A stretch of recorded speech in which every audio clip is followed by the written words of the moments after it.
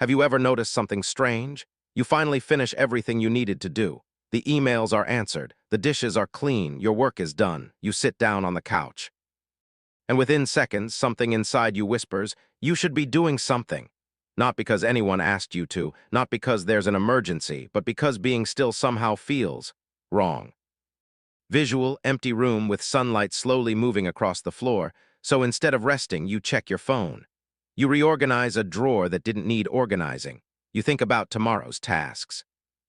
Or you simply sit there, unable to enjoy the moment, carrying a quiet feeling that you've forgotten something important. The strange part is that the guilt doesn't disappear when you become more productive. Sometimes, the more you accomplish, the less permission you feel to stop. Why does your own mind make rest feel undeserved? The answer isn't as simple as you work too much. In fact, the real reason has very little to do with laziness or discipline. And it begins much earlier than most people realize. Most people imagine guilt as something that appears after doing something wrong, but your brain doesn't always make that distinction. Sometimes it creates guilt simply because you're doing nothing. Visual, person staring out a rainy window while holding a cup of coffee. Think about an ordinary evening. You plan to relax after a long day. You even looked forward to it. Maybe you wanted to watch a movie, read a book, play a game, or simply lie in bed without rushing anywhere. But almost immediately, another voice appears. You haven't earned this yet. Someone else is working harder. You could be improving yourself. You're wasting time. What's fascinating is that this voice often sounds responsible. Helpful even, it convinces you it's protecting your future, so you listen, you get back up. You answer one more message, you clean one more shelf. You open your laptop just for 5 minutes. Hours later, you're exhausted, not because your body needed more work, but because your mind never truly left work. Visual, laptop glowing in a dark room long after midnight. Over time, something subtle begins to happen. Rest stops feeling like a normal part of life. It starts feeling like a reward. And rewards in your mind always have conditions. You begin measuring your worth against invisible standards. How productive were you today? Did you maximize every hour? Could you have done more? The finish line keeps moving.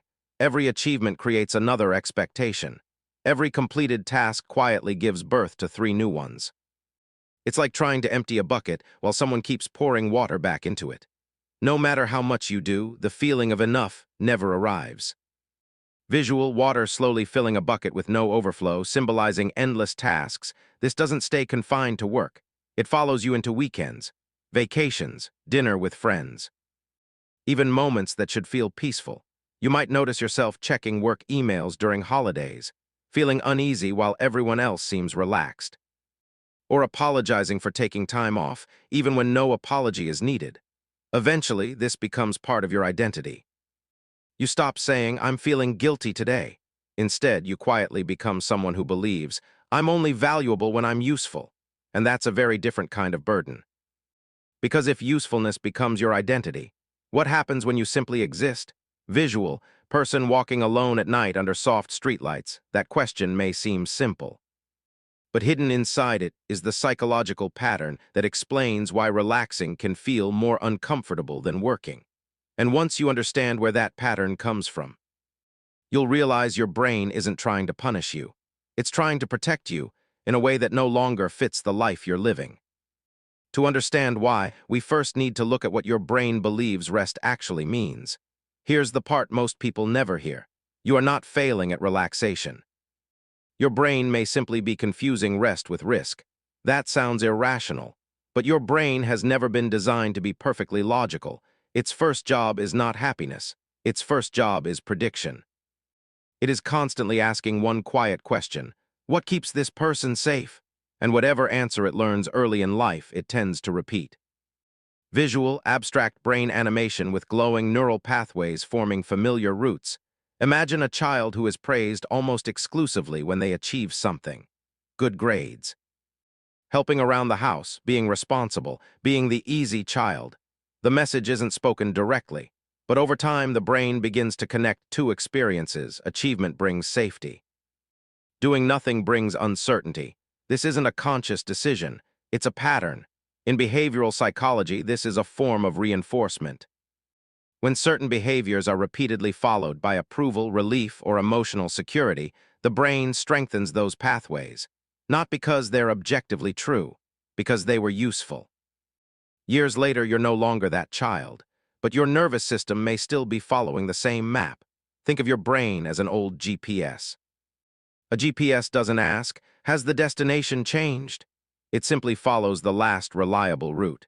If productivity once helped you avoid criticism, disappointment, or rejection, your brain stores that route, even when the road no longer leads where you want to go. Visual, car following an old GPS route while a newer, open road appears beside it. This is why rest can feel strangely uncomfortable. Not because rest is dangerous, but because your prediction system has learned that stopping might cost you something. Respect, love, control, security. Whether those fears are realistic today is almost beside the point. The brain predicts before it evaluates. Neuroscience offers another piece of the puzzle. Your brain is constantly trying to minimize uncertainty. Researchers often describe it as a prediction machine. Rather than reacting to the world moment by moment, it builds expectations about what will happen next. When those expectations are violated, the brain pays attention. Sometimes it creates discomfort. If your normal rhythm has always been work, solve, improve, prepare, then suddenly sitting still creates a prediction error. Your brain notices the mismatch. Something feels off, not because anything is wrong, because something is unfamiliar. Visual, slow-moving light patterns shifting gently, then briefly flickering before settling again. This is why the first 10 minutes of rest are often the hardest.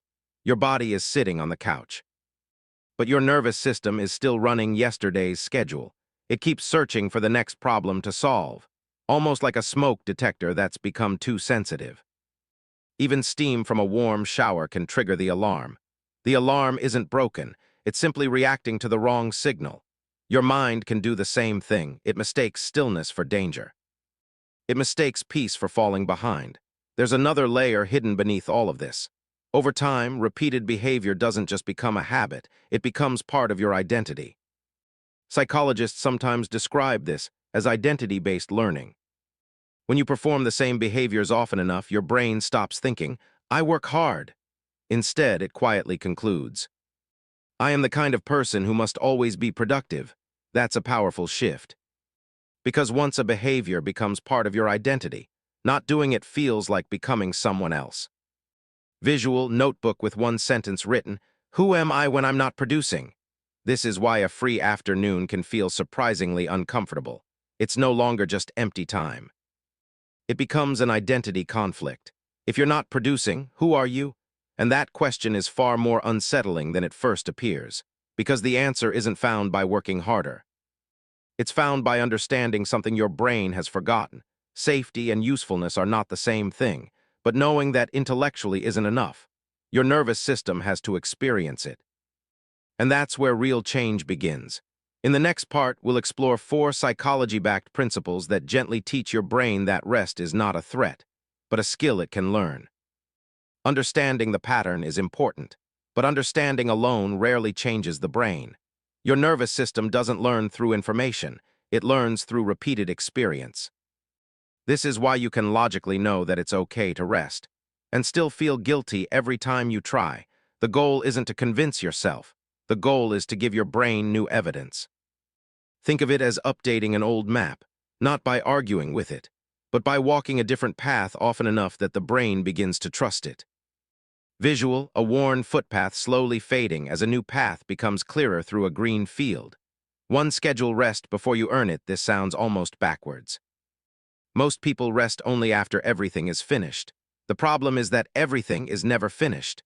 There's always one more email, one more chore, one more thing to improve. Behavioral psychology shows that if rest always depends on completing every task, your brain learns that rest is conditional. Instead, place small moments of rest directly into your day before your to-do list is complete. 5 quiet minutes after lunch. A short walk before answering the next message. Not because you've earned it, because your brain needs proof that safety doesn't have to be purchased. Imagine closing your laptop at 3 p.m. just to sit outside for 5 minutes. At first, it feels irresponsible. After repeating it for several weeks, your nervous system slowly stops interpreting that pause as danger. Visual, a person sitting on a park bench as leaves move gently in the wind.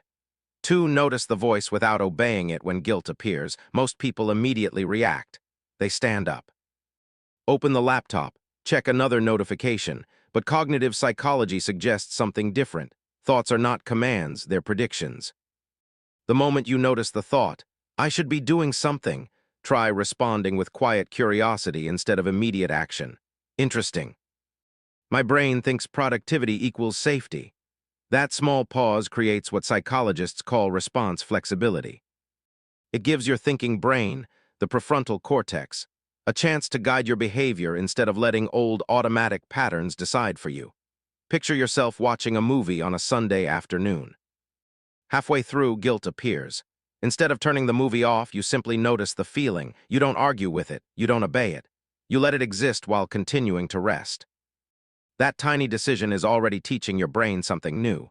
Visual, waves moving slowly toward the shore while the sound fades into silence. 3. Separate your worth from your output. Your brain naturally builds shortcuts. If productivity repeatedly earns praise, promotions, or approval, it starts combining two different ideas. What you do and who you are, eventually they become inseparable. This is sometimes called identity fusion. The solution isn't becoming less productive. It's creating experiences where your value exists without performance. Have dinner with a close friend without talking about work. Spend an evening reading simply because you're curious. Sit with someone you love without trying to solve their problems. These moments quietly teach your brain, connection isn't something I have to earn. Over time, your identity becomes wider than your achievements. Visual, 2 friends sitting quietly on a rooftop at sunset, saying nothing. 4. Practice, incomplete safety. This may be the most important shift. Your brain keeps saying, relax after everything is finished. But life is never completely finished. There will always be another responsibility waiting. So instead of waiting for complete certainty, practice feeling safe while something remains unfinished. Leave one email unanswered until tomorrow. Let the laundry wait one evening. Close your notebook even though one task is still unchecked. Not to become careless, but to gently teach your nervous system that unfinished doesn't automatically mean unsafe. Neuroscience calls this prediction updating. Each time nothing bad happens after choosing rest, your brain quietly rewrites its expectations. Like lowering a thermostat that has been set too high for years, the alarm becomes a little less sensitive.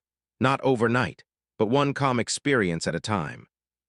Visual, a thermostat slowly adjusting downward as morning sunlight fills the room. And eventually, something surprising begins to happen. You don't force yourself to relax. You simply stop feeling like you have to defend it. Because your brain is finally learning a truth it never had the chance to learn before. Rest is not the opposite of responsibility. It's one of the conditions that makes responsibility sustainable. But there's one final piece that ties all of this together. A single mental model that changes how you see guilt, productivity, and even your identity. And once you see it, it's difficult to unsee. Imagine carrying an invisible backpack. Every task you complete places another stone inside it. At first, that sounds impossible. Shouldn't finishing something make the backpack lighter? Not if your brain has learned that every achievement raises the standard for the next one. One completed project becomes an expectation. One productive day becomes the new minimum. One success quietly whispers, "Can you do it again tomorrow?" The backpack never empties because it was never designed to. It was designed by a nervous system that believed constant movement meant constant safety. Visual, a person walking along a quiet path, carrying a backpack that gradually becomes transparent. This is the mental model worth remembering. Your brain has been carrying an old safety map. On that map, productivity equals protection, rest equals vulnerability, doing more feels safe, stopping feels uncertain. But maps are not reality, they're memories of places you've already been. And some maps continue guiding us long after the landscape has changed. The difficult part isn't drawing a new map, it's trusting it enough to take the first few steps. Because every time you rest without earning it, every time you leave one task unfinished, every time you choose presence over proving yourself, You're giving your brain something far more convincing. Then positive thinking.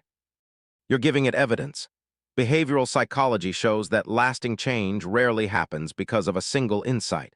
It happens because repeated experiences slowly rewrite the brain's predictions. Not through force, through familiarity, visual, abstract brain animation as old neural pathways fade and new ones gradually brighten. One day you'll notice something almost too small to celebrate. You'll finish lunch, and instead of reaching for your phone, you'll simply watch the trees move in the wind. You'll take a day off without mentally apologizing for it. You'll sit in silence without immediately searching for the next thing to fix. Nothing dramatic will happen. The world won't fall apart. Your responsibilities won't disappear. But something inside you will become quieter, not because life became easier, because your nervous system finally realized it no longer has to stay on guard every moment. Visual, slow-moving clouds drifting across a bright blue sky. And perhaps that's what real rest has always been, not escaping your responsibilities, not earning a reward, not becoming less ambitious, but allowing your mind to experience something it may have forgotten. That safety can exist even when nothing is being accomplished. That your value doesn't rise and fall with today's checklist. That being alive is different from constantly proving that you deserve to be. There will still be busy seasons. There will still be goals worth chasing. There will still be mornings when the old voice returns and whispers, "You should be doing more." Don't be surprised when it does. The brain doesn't erase old pathways overnight. It simply builds stronger ones beside them. And every calm choice you make is another step along that new path. So the next time you catch yourself feeling guilty for resting, don't ask, "Have I done enough?" Ask something quieter. What if my mind is following an old map? Because maybe the life you're searching for doesn't begin when you finally complete everything. Maybe it begins the moment you stop believing that your right to rest has to be earned. Visual, empty room with warm afternoon sunlight, a notebook closed on the table, complete stillness. And perhaps the deepest form of peace isn't found in doing less. It's found in no longer confusing your worth with your workload.